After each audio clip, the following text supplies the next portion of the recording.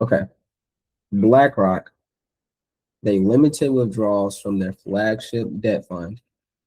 Investors wanted to pull 1.2 billion. The fund only allowed half of that.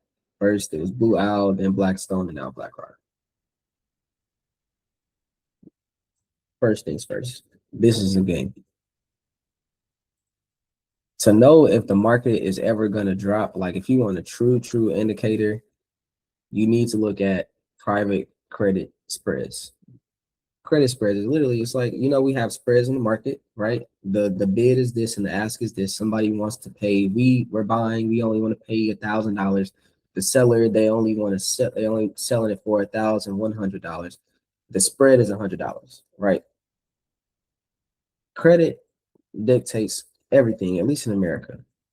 When you have credit spreads that are super wide, that literally tells you that the people who are trying to sell debt, and every company runs off of debt for the most part in the beginning, or every company, they have an outside investor that's debt, right? And when those spreads start to get wide, then you start to see some issues. So that is telling me that the spreads are getting wider and wider and wider. Isn't it at an alarming rate? No, not yet. But that is something to pay attention to. And that's when you can start to see the market start to tip over considerably before it happens. Because if you want to start a business, 90% of the America runs on small businesses, meaning small businesses are important, or small, quote unquote. If you want to start a business and you want $50,000, and I'm like, I'm not giving you $50,000 unless you on a 10% interest rate. I'm not about to take on that loan at a 10% interest rate. Give me 2%. You have an 8% spread there, meaning a business does not get started. There's a sector of people who are not getting served, i.e. the consumer. There's parts and holes in the economy that are not getting served how they should to actually increase and add to the GDP and the productivity of the American economy. So any business should naturally give out 5x than what they rated naturally. 3 to 5x. Like the satisfaction that you give your consumer should be like 3 to 5x.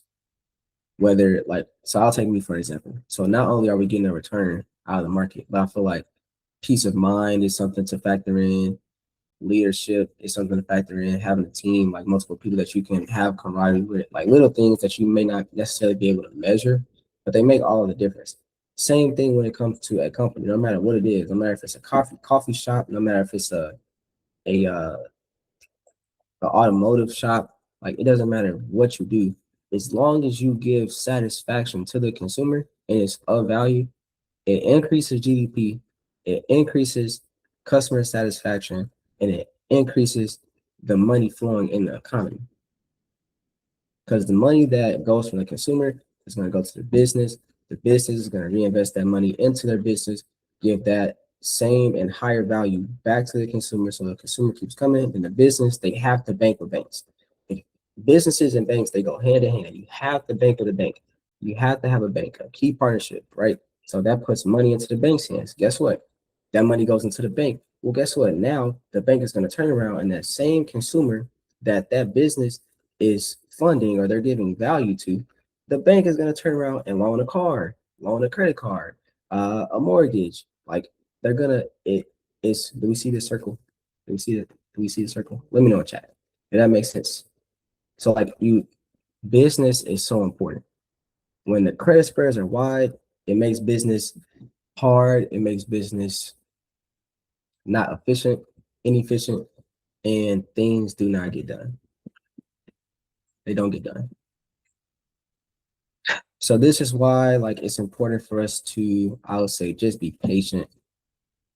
I know Robinhood has their fund. I'm personally not going to be investing in it. I just want to kind of see how it plays out first before I put my money into it.